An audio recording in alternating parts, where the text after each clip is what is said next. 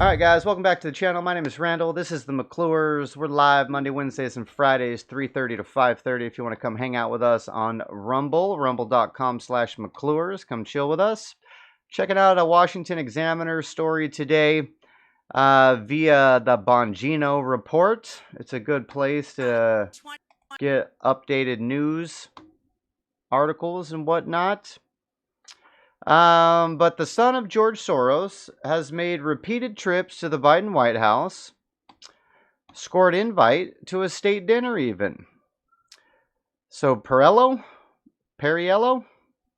he's an ex-diplomat in the Obama administration, former congressman, plays a pivotal role in overseeing Open Society's giving operations.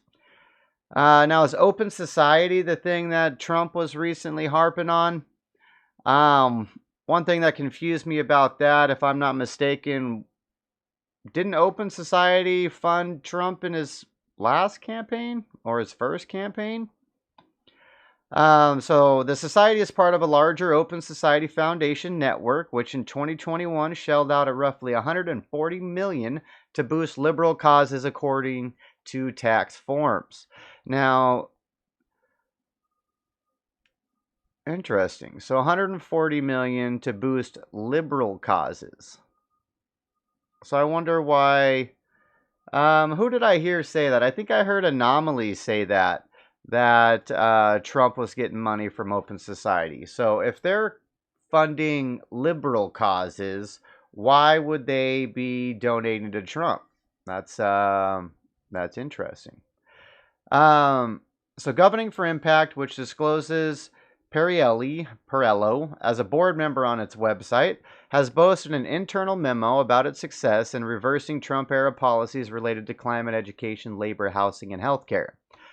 Governing for Impact website fell quietly under the radar until Fox News reports surfaced on it prior events to recruit talent through the Harvard Law School website.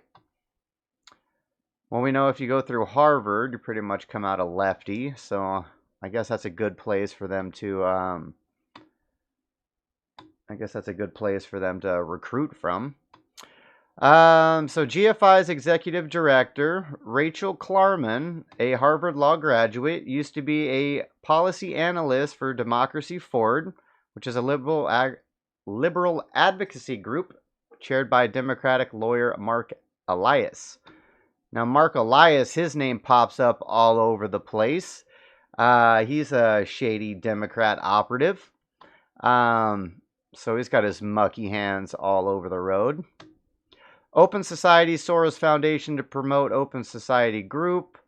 In the network, they've steered roughly $17.5 million to GFI, according to the records.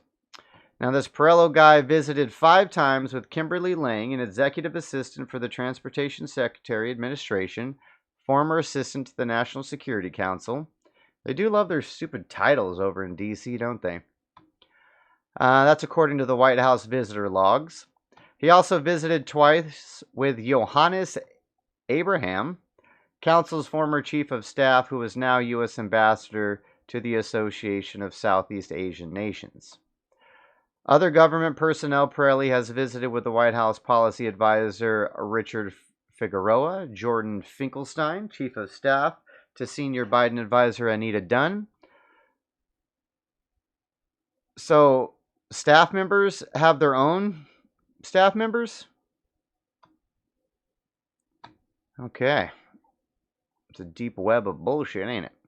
All right, Perriello also made a trip to the White House on April 8th, 2022, the same day Biden spoke to commemorate the confirmation of Supreme Court Justice Ketanji Brown Jackson. She's not a biologist, folks. Then he visited the White House on September 13th when the president signed the Inflation Reduction Act, $740 billion climate and energy spending bill. So Perriello's trips to the White House have roughly coincided with those made by Alexander Soros, the son of George Soros, who chairs OSF's board of directors. What is OSF's? Was that earlier in it? I don't remember that one. Also boasted on social media about his cozy relationship with Democrat politicians, including former White House Speaker Nancy Pelosi and Majority Leader in the Senate, Chuck Schumer. Alexander visited twice with the White House Chief of Staff Ron Klain, Hazel Costello, and Staff Assistant for the National Security Council, and Mandolin Stracer, a former White House advisor. Perello's governing for Impact, which typically does not disclose who authors its various policy memo blueprints, has partnered with Berkeley Law School's Center for Law.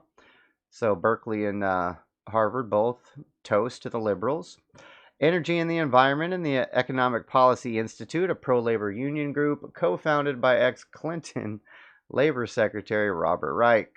I don't think you can get through a political article discussing these shady insiders without the Clinton name coming up somewhere. So a spokesperson for the Soros Group told Fox News that Perello has met with the White House on behalf of Open Society and his personal capacity as former member of Congress. Nothing to do with their shady group.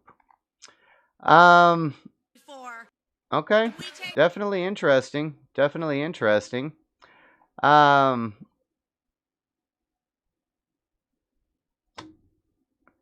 But I mean, is this even really a story? Why is this even really a story? I don't even know why I covered this. I should have read the title and went, duh. So I guess the story is they're more blatant and open about it these days. I guess that's what it is. They're more blatant and open about it.